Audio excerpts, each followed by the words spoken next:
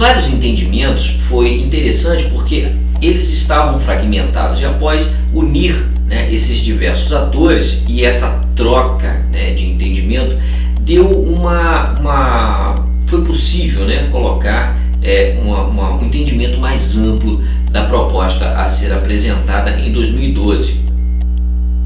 Os três atores, os três níveis sociais, no caso, o primeiro setor, o governo, o segundo setor, o comércio, a indústria, e o terceiro setor, a sociedade civil organizada, estavam ali representadas. A plenária pôde formular perguntas e apresentar aos palestrantes. Após cada mesa, os palestrantes puderam responder às perguntas formuladas pelo plenário. Meu nome é Walter Figueiredo de Simone, eu sou superintendente de Economia Verde da Secretaria de Estado do Ambiente do Rio de Janeiro. O que é desenvolvimento sustentável? A maneira com que a gente enxerga a questão do desenvolvimento sustentável é através da ótica da economia verde, que é um termo um pouco novo que está surgindo agora nos últimos anos, talvez até nos últimos meses, e que se traduz mais ou menos no sentido de que é um desenvolvimento onde as questões de uso eficiente de recursos naturais, onde as questões de desenvolvimento de uma economia de baixo carbono e o respeito ao desenvolvimento social, com foco em redução de pobreza, é o modelo de desenvolvimento que vai ser aceito e que vai fazer parte da estratégia de crescimento de diferentes estados e países ao redor do mundo. Qual o ponto de vista que você está trazendo para esse seminário? Eu estou trazendo um pouco do ponto de vista de como é que o estado do Rio de Janeiro enxerga a questão da economia verde. Muita gente olha a economia verde como se fosse uma substituição do desenvolvimento sustentável, mas a maneira que a gente enxerga é um pouco diferente. A gente vem falando de desenvolvimento sustentável nos últimos 20 anos e de alguma maneira a gente percebe que a coisa não necessariamente deslanchou. A gente tem uma série de desenvolvimentos, a coisa já caminhou bastante. Se a gente olhar para Rio 92, que foi a última grande conferência que a gente teve, a gente vê que a gente já caminhou bastante. Mas, querendo ou não, ainda existem grandes lacunas nesse modelo de desenvolvimento. A economia verde vem para suprir essa lacuna e inserir de vez as questões ambientais e sociais no próprio modelo de crescimento, no próprio modelo de desenvolvimento econômico de um lugar. As pessoas acham que é greenwashing, as pessoas às vezes comentam que vocês estão jogando o desenvolvimento sustentável fora, e não. A economia verde é simplesmente uma maneira de realmente deslanchar o desenvolvimento sustentável, de inseri-lo na estratégia para que as questões sociais e ambientais não sejam deslocadas da econômica, elas não sejam o que eles chamam de uma parte do segundo tempo. A gente toma as nossas decisões e depois a gente vê qual que é o impacto social, qual é o impacto ambiental. Pelo contrário, eles vão fazer parte fundamental desde o princípio. E como que você vê a importância desse seminário que está acontecendo hoje? Eu acho que esse seminário ele é muito importante porque a gente já está há mais ou menos um ano da conferência da Rio+20. E quanto mais conhecimento, mais a gente aproximar os diferentes atores que vão construir a Rio+20, melhor. E a Rio+20 ela não é feita de diplomatas, a Rio+20 não é feita só de empresários, a Rio+20 não é só feita de sociedade civil.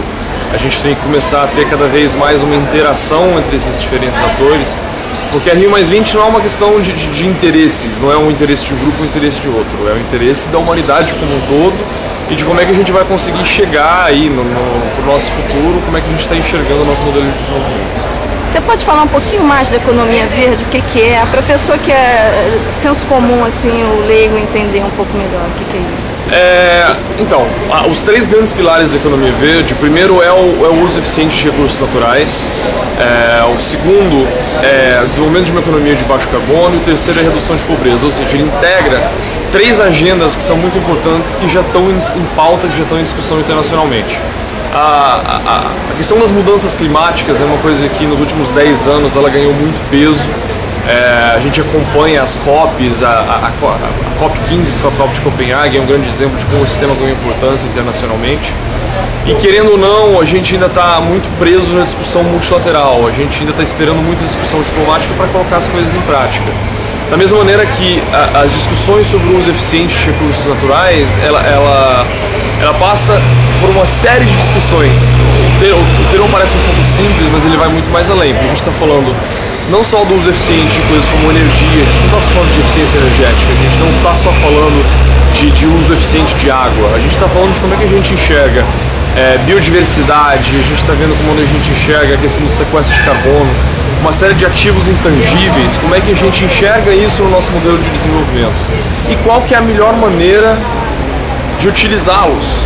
A questão que a gente fala são recursos finitos para desejos infinitos de uma sociedade e como é que a gente encontra um balanço entre esses dois lados. E o terceiro lugar é a questão da redução de pobreza, que nos últimos anos ela vem um pouco deslocada da discussão ambiental. O desenvolvimento sustentável é o tripé, né? O social, econômico e ambiental. E querendo ou não, eles não necessariamente conversam tão bem. Eu acho que a interação entre o econômico e o social é muito clara. Mas talvez a interação entre o social e o ambiental não seja tão clara assim.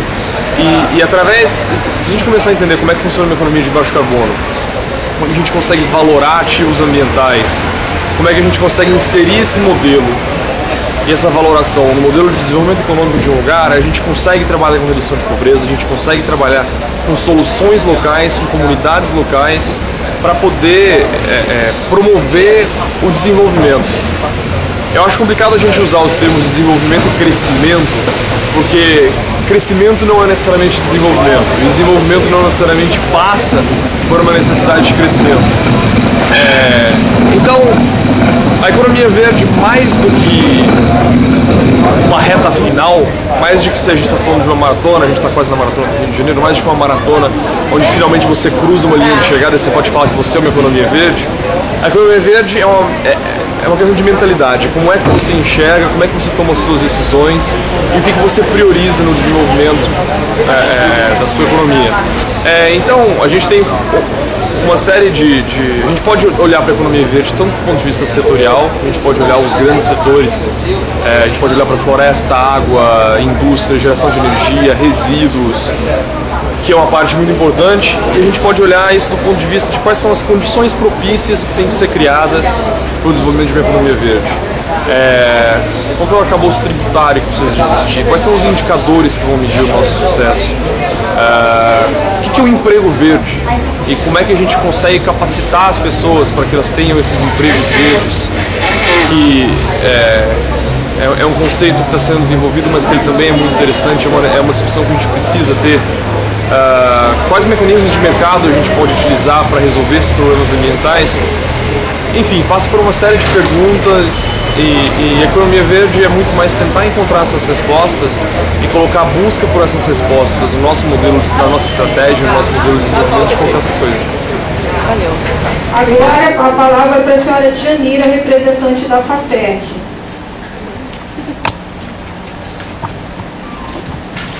Na pessoa do coordenador da PIDEM, eu quero cumprimentar toda a mesa e quero cumprimentar também essa plenária tão bonita que está hoje para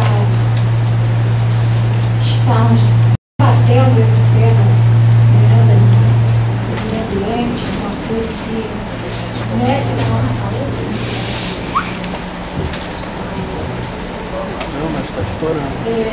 Meu nome é Djanira, eu sou da Federação de Favelas do Rio de Janeiro.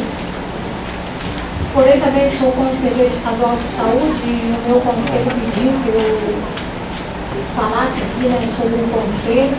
Nós tivemos em 2010 a primeira conferência estadual de saúde ambiental e eu me sinto honrada de ter participado também dessa organização da conferência.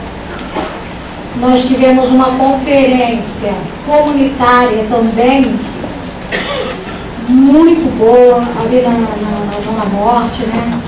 Nós tiramos ali um documento chamado Carta de Acari.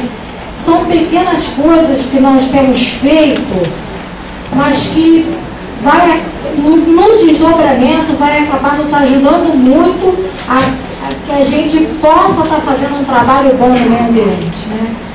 Eu lembro da conferência de Copenhague, né? Eu até comentei com amigos ambientalistas que foi uma conferência que não levou a nada, né? Que que se gastou bilhões naquela conferência, né?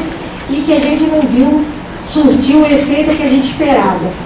Mas que em 2012, que vai ser aqui no Brasil, no Rio de Janeiro, a gente possa fazer diferente, né? Sair daqui hoje com a responsabilidade de estar falando nas nossas bases, com nossos amigos, mostrando a grandeza que é lutar pelo nosso meio ambiente, né? Começa pela nossa saúde. A siderúrgica que existe lá em Santa Cruz, meu Deus do céu, eu tenho sobrinhos, né? Eu tenho uma família que mora ali, e o meu sobrinho já está sendo acometido de diversos problemas respiratórios, que ele mora muito próximo dali.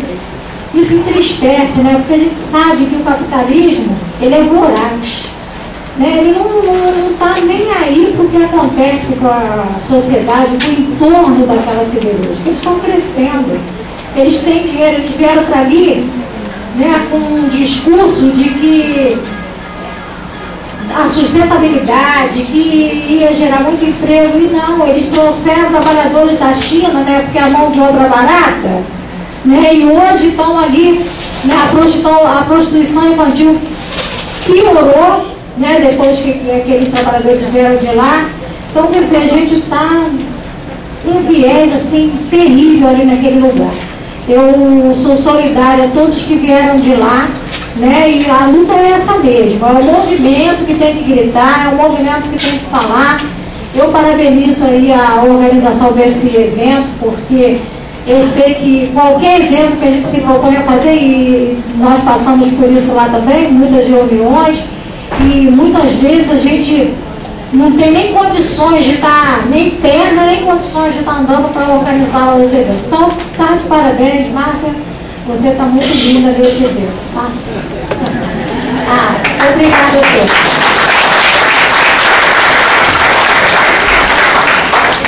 Muito obrigada, Djanira. Agora passando a palavra para o senhor Emanuel Cancela, do Sindipetro. Obrigada. Obrigado, bom dia, Márcia, obrigado. Cumprimentar aqui a mesa, todos presentes aqui, Miguel, que mandamos trabalho. Cumprimentar esse plenário maravilhoso, composto de professores, pescadores, de índios, de estudantes, e a gente se sente à vontade. Nós, eu sou diretor do Sindipetro, faço parte da campanha Petróleo que tem que ser nosso, e tem tudo a ver com Rio mais 20, isso vai acontecer no ano que vem, 20 anos depois do maior encontro ambiental que aconteceu no Rio de Janeiro, que reuniu mais de 170, algo em torno de 170 países. 20 anos depois se reúne novamente no Rio de Janeiro. E a campanha O Petróleo Tem que Ser Nosso tem que estar presente nessas discussões. Primeiro, eu queria aqui ressaltar o papel da Petrobras, que a gente vai daqui a pouco criticá-la, dizer que a Petrobras ela nasceu da vontade popular, é o maior movimento cívico que esse país já conheceu, né? E a Petrobras é um monopólio. E a Petrobras é a terceira empresa de energia do mundo, né? E queiramos nós ou não, o petróleo é a principal matriz energética no planeta. Em todos os países, a principal matriz energética é o petróleo e vai continuar pelos 50 anos. E eu digo isso porque a Petrobras descobriu um dos maiores mananciais de petróleo do mundo, que é o pré-sal, e a gente tem que saber para onde é que a gente vai destinar isso. Primeiro, dizer que o movimento social, ele é poderoso, a gente tem força. A gente não pode tudo, mas pode muita coisa. Por exemplo, o movimento social aqui no Rio de Janeiro tirou Barack Obama da Cindelândia e jogou ele lá para dentro do Teatro Municipal. Foi uma pressão violenta que a gente sabe, e o movimento social sabia e sabe, quais são os interesses de Barack Obama no Brasil. e dizer que a gente tem que fazer a pressão, a gente tem que participar, a gente tem que acreditar, né? E aí, da mesma forma que eu digo que a Petrobras ela é uma empresa que nasceu da vontade popular, né, ela também nos traz todas essas preocupações que foram colocadas aqui, né, que unem coisas importantes, como o Comperno, que vai gerar mais de 200 mil empregos, né, no nosso estado, mas, por outro lado, também nos traz grandes preocupações, né, por conta da poluição, da agressão ao meio ambiente. A gente tem que ficar atento a isso. Apesar de sabermos que não existe indústria do petróleo sem poluição, né, mas a gente sabe que esses efeitos podem ser minimizados, né? E aí a gente não pode aceitar, por exemplo, que a Petrobras, que o Brasil, e aí é o lado ruim da Petrobras, tanto o governo brasileiro como a direção da Petrobras, querem nos transformar num grande exportador de petróleo. Não tenho dúvida que esse é o pior dos mundos para nós, né? O Brasil, que a gente já viu ser fornecedor do pau-brasil, da borracha, né, da nossa prata, do açúcar, do café, né, fornecedor de matéria-prima, que não representou nada para o nosso povo de desenvolvimento. Agora, eles querem, se a gente permitir, nos transformar num grande exportador de petróleo. Só para se ter ideia, os Estados Unidos tem petróleo somente para 2 anos e, se a gente permitir, vai ser o Brasil com o pré-sal que vai estar abastecendo a Europa e os Estados Unidos. E nós, no movimento do petróleo tem que ser nosso, entendemos que esse petróleo tem que ser tratado de forma estratégica. Nós já somos autossuficientes na produção de petróleo. Nós temos que produzir petróleo para as necessidades internas nossas, principalmente para atender a população mais necessitada, né? Financiando moradias, uma saúde de qualidade, uma educação boa, né? Financiar a reforma agrária, gerar emprego e renda para o nosso país. Se a gente se transformar num grande exportador de petróleo, nada disso vai acontecer. Muito provavelmente a gente vai estar exportando petróleo para a Europa e Estados Unidos e vamos continuar comprando produtos que agregam valor, petroquímicos, né? E gerando emprego e renda lá fora, quando a gente pode, aqui dentro mesmo, né? Já que a gente já é autossuficiente, como eu digo, eu repito, na produção de petróleo, a gente não precisa estar exportando, fazendo, por exemplo, o que aconteceu no Golfo do México, né, o acidente lá da British Petroleum, e os acidentes de petróleo na área de petrolífera, eles acontecem na produção predatória, quando se produz petróleo a toque de caixa. E é isso que eles vão querer fazer aqui no Brasil, se a gente permitir. E é isso que quer o nosso governo atual, é isso que quer a direção da Petrobras, e é isso que nós não podemos aceitar. A gente tem que dizer, olha, esse petróleo tem que servir para subsidiar fortemente o gás de cozinha, por exemplo. Por que o gás de cozinha não pode custar R$1 o botijão? Financiar o combustível para transporte de massa, né? O petróleo, além disso, pode financiar a produção de energia mais limpas, porque o protocolo de Kyoto, uma das propostas que está lá colocada, é a mudança da matriz energética. E para nós mudarmos a matriz energética, nós vamos precisar de muito dinheiro. E está aí o dinheiro do petróleo, porque não tem moeda mais forte no mundo do que o petróleo. Como disse o Carlos Dessa, a moeda mais forte do planeta é o petróleo. Fruto de guerras, de trama para derrubar presidente, como tentam a todo momento os Chaves, Venezuela. E aqui no Brasil, a gente nem sequer discute isso. Provavelmente, aqui não tem um público seleto, como participam de um debate, mas grande parte da população brasileira nem sabe que essa possibilidade existe. O máximo que a gente conseguiu discutir nesse país foi a questão do royalty. E para quem não sabe, os royalties representam somente 15% da indústria do petróleo. Enquanto a gente discute o royalties, os americanos e os europeus vão estar levando 85% das nossas reservas de petróleo, que se jogam, se renovam em milhões de anos, né? Então, é essa a mensagem que a campanha do petróleo tem que ser nossa, que tem um projeto de lei tramitando no Senado Federal, que prega a Petrobras 100% estatal e pública, volta do monopólio, e essa função social, a busca de energias alternativas para que a agressão ao planeta seja menor. Então é essa a nossa mensagem, parabenizar a todos que estão aqui presentes, dizer que a gente não pode aceitar a CSA da vida no nosso estado, não podemos aceitar a Michelin lá em Campo Grande, e a pergunta que a gente faz, que essas indústrias não podem se instalar na Europa e nos Estados Unidos, eles vêm se instalar no nosso país, financiado pelo dinheiro do BNDES,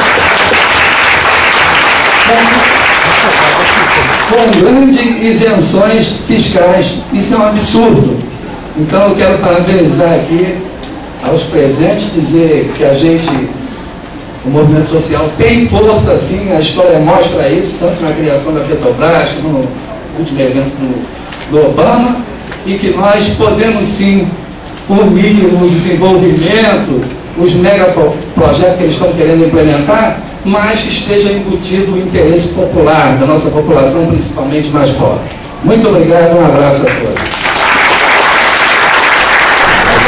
Eu sou secretário-geral adjunto da Defensoria Social e também correspondente da Agência Brasil Sustentável. O que é o desenvolvimento sustentável? Na nossa visão, o desenvolvimento sustentável, ele no caso uma empresa, para ela ser atualmente sustentável, considerada sustentável economicamente viável, tem que ser economicamente viável, ambientalmente sustentável e socialmente justo.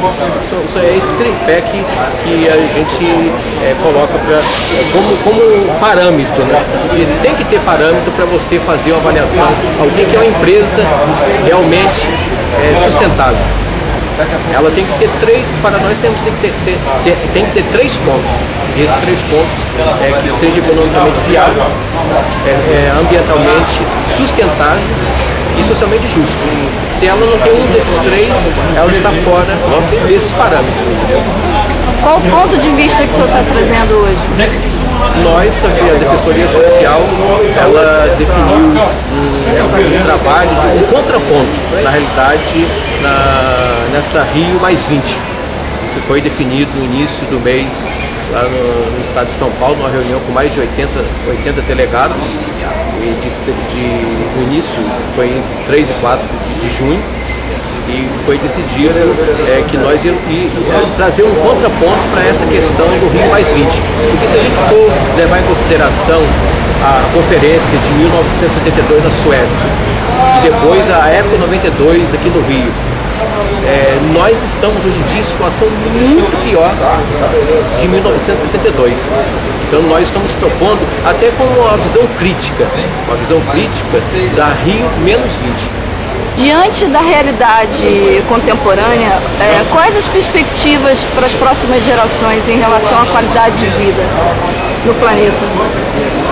Olha, é um pouco preocupante. Eu particularmente, esse modelo que nós estamos experimentando aí, e a gente sabe que principalmente aqui no nosso país, nós temos uma influência estamos tendo uma influência econômica muito grande da China. E a China, na realidade, eu digo que a China é o CC.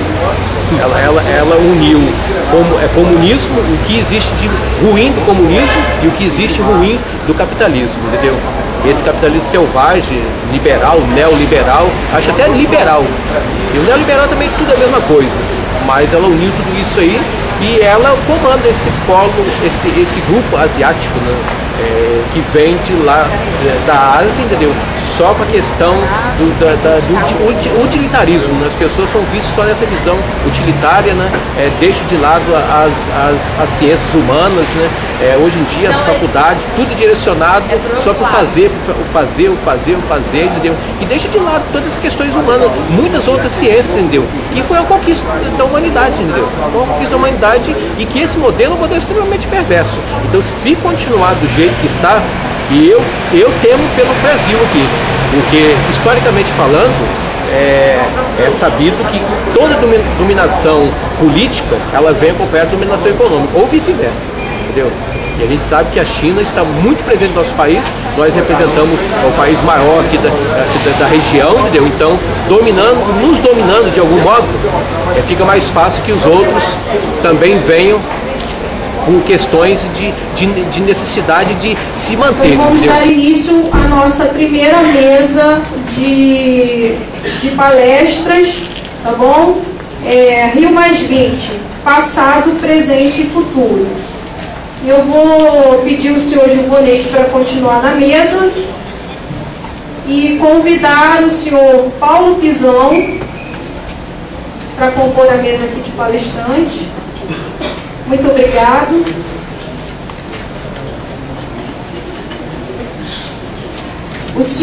Convidar também o senhor Walter Figueiredo de Simone.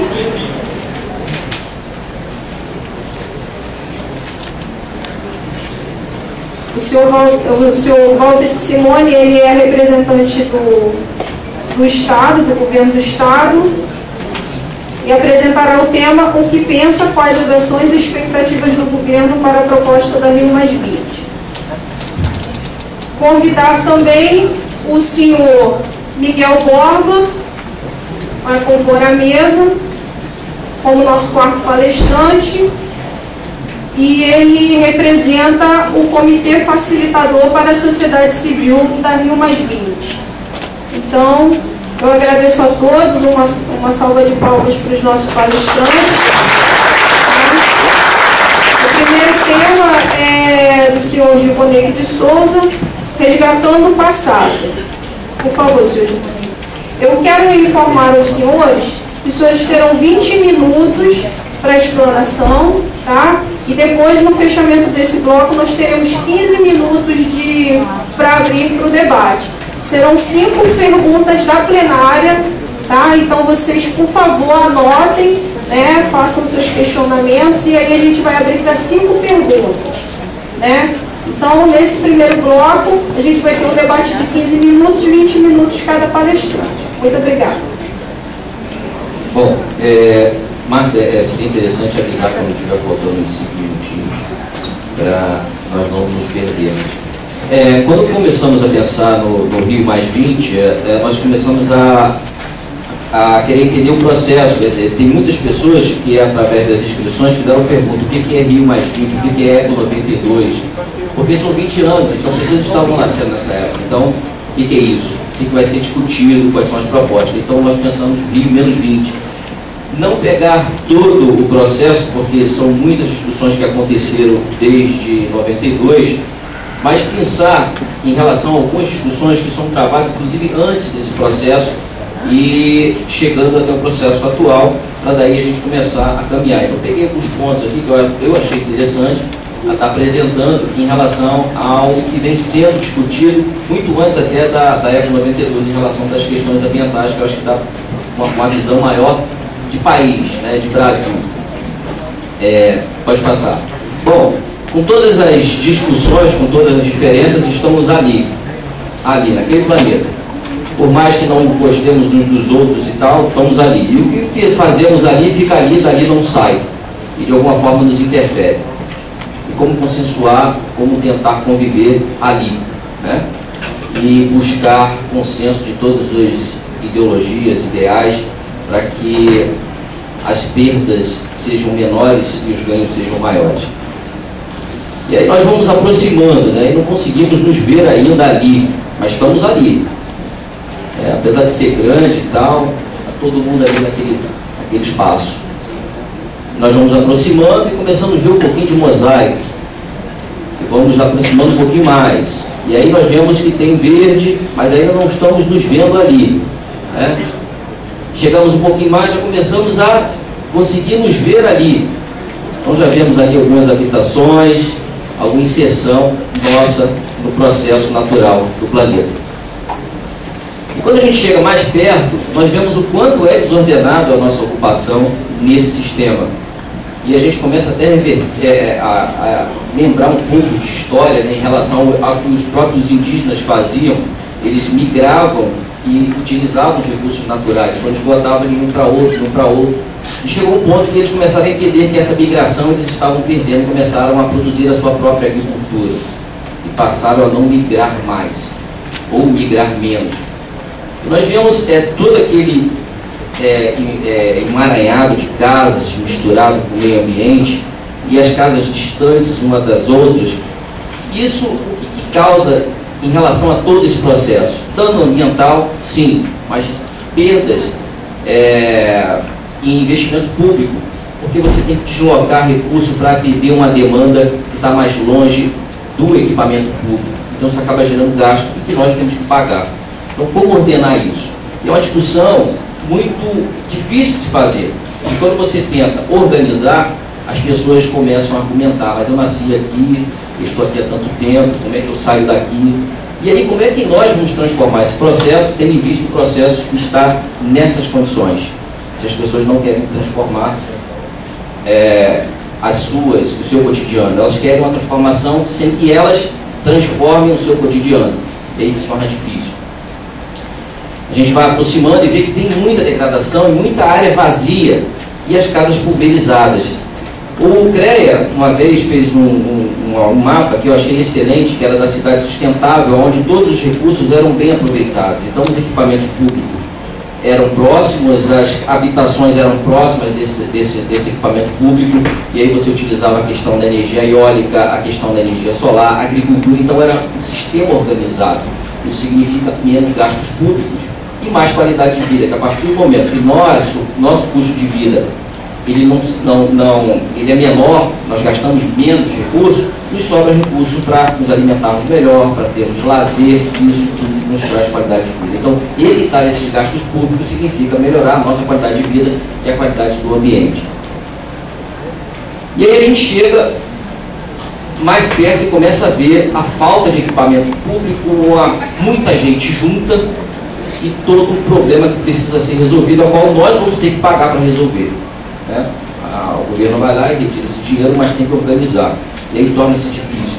E aí acaba que não conseguimos mudar aquilo ali porque as pessoas já estão instauradas e o equipamento público já chegou. Chegou a iluminação, chegou o esgotamento, chegou a água. E aí vamos tentar resolver o processo da forma com que ele se encontra. Essa foto é antiga, aquelas áreas lá provavelmente já estejam ocupadas. Com essa vinda de população para essas áreas, e essas ocupações dessas áreas mais afastadas, sumam quase que todos os recursos públicos, e aí você vê a falta deles em outras questões. É claro que existe, como nós vemos aí na televisão, os desvios de recursos e tal, mas isso é um fato que também acaba consumindo. Só que a propaganda que vendem lá fora, isso é uma imagem da Petrobras, eles retiraram, né, aquelas habitações que estavam no topo do morro, como se elas não existissem. Elas não existem. Então, quer dizer, eles conhecem a realidade, e ali aquela realidade que nós vimos no slide passado, na verdade é a falta de gestão pública. Vamos empurrando com a barriga. Os conselhos não funcionam, os planos diretores não funcionam, apesar de estar tudo lá organizado, mas entra a gestão, sai a gestão com ações pontuais para atender o indivíduo que está naquele momento, para que ele se perpetue por 1, 2, 3 ou quantos mandatos aquele cargo puder fornecer a ele. Só que a imagem que sai daqui é essa, tudo muito bonitinho, organizado, e vai lá para fora. Bom, esse é um vídeo que é interessante a gente estar dando uma olhadinha agora. Não é de hoje que as pessoas se preocupam com a relação da terra com o bem-estar do homem. A criação do Parque Nacional do Itatiaia é um exemplo disso.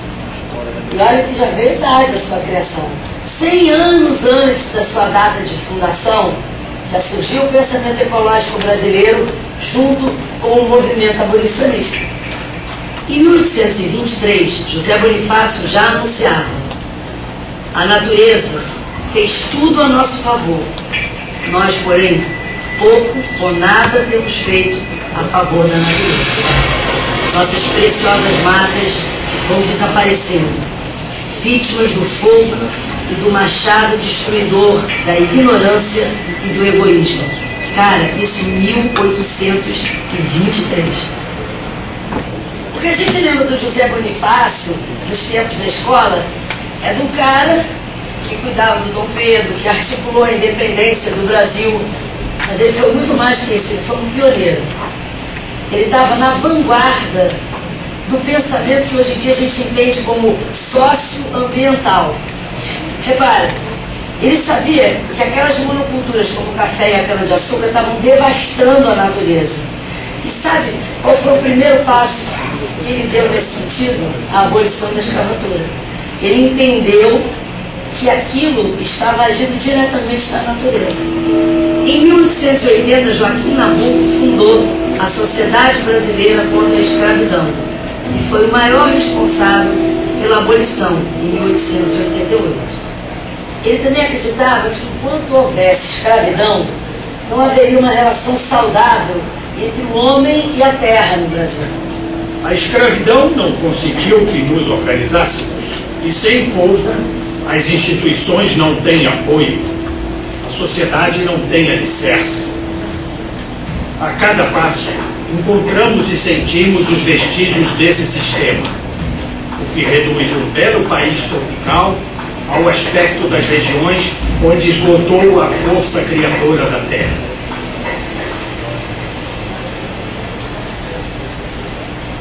O André Rebouças, outro abolicionista, em 1876, olha quanto tempo, defende pela primeira vez a criação de parques nacionais no Brasil. Ele se baseou no modelo americano, que já tinha criado o primeiro parque nacional do mundo, que era o Yellowstone. O André Rebouças queria preservar aqui no Brasil as 7 quedas de Guaíra no Paraná e a Ilha do Bananal. Na Ilha do Bananal se conseguiu fazer um parque nacional, mas só em 1961, 30 anos depois de Itatiaia. Já as 7 quedas não tiveram a mesma sorte. Foram inundadas pela barragem de Itaipu em 1982. A sorte de Itatiaia é que teve quem o defendesse. Seguindo as ideias de Rebouças, em 1913, o botânico Alberto Lofgren sugeriu a criação do Parque de Itatiaia. Itatiaia é como os índios puris chamavam o Pico das Agulhas Negras, e quer dizer penhasco cheio de pontas no tupi-guarani. O pico, para os puris, era a morada dos deuses, um lugar sagrado e adorado por eles. Isso até a chegada dos colonizadores portugueses. Com a busca do ouro, no século XVIII, os bandeirantes exploraram a região, escravizaram e dizimaram os puris.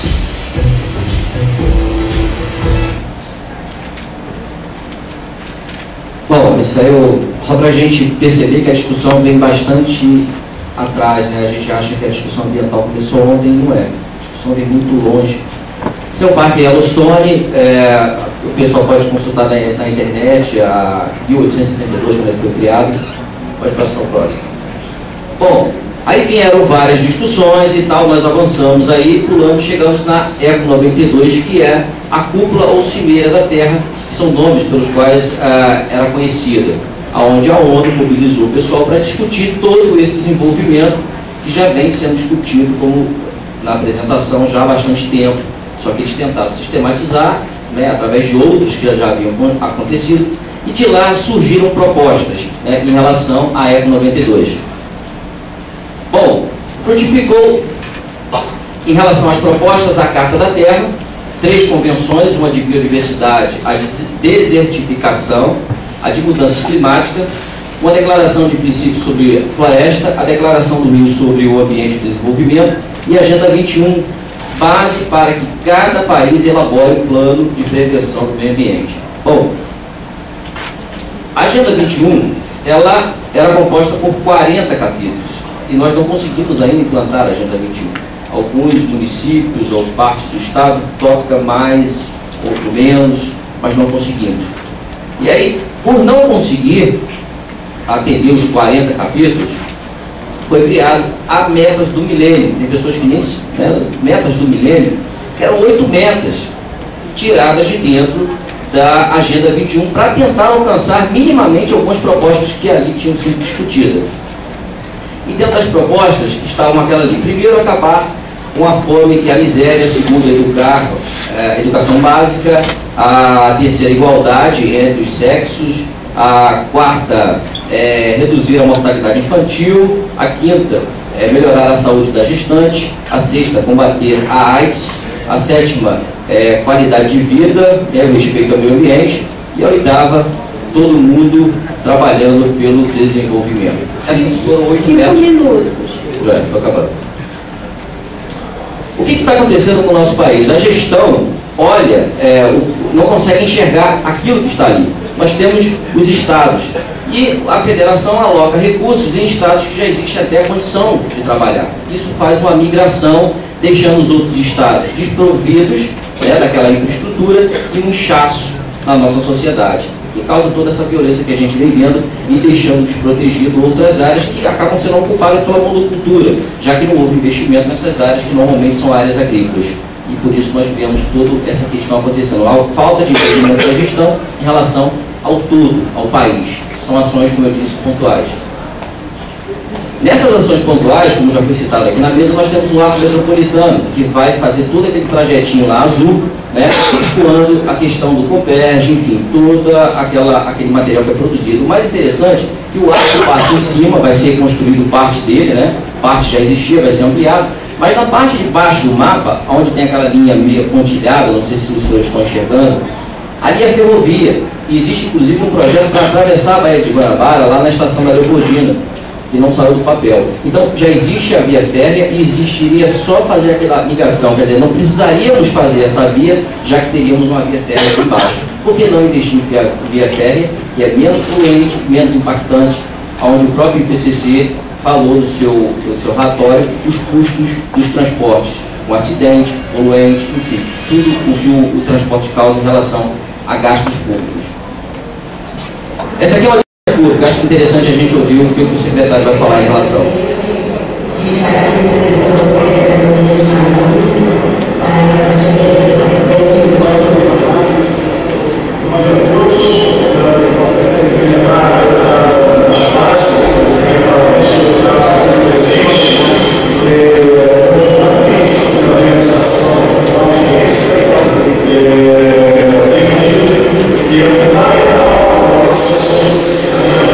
Que haja momentos como esse, a discussão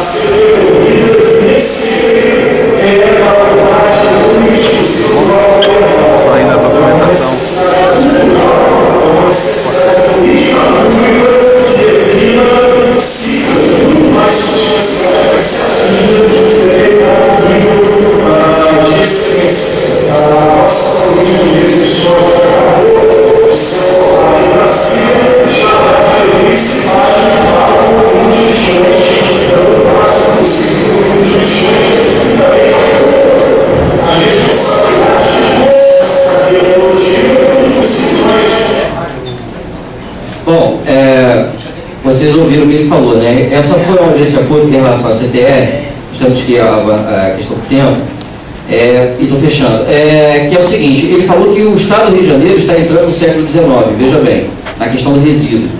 Depois de 20 anos de, basicamente, discussão ambiental, o Estado do Rio de Janeiro está entrando no século XIX, depois ele vai entrar no século XX, depois, quem sabe, no século XXI, na questão do resíduo.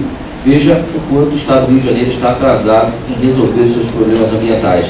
Então, essa aqui foi só uma provocação para que a gente entenda que o processo existe, que está sendo discutido e que precisa de mais engajamento da sociedade para que o controle social seja efetivado de fato.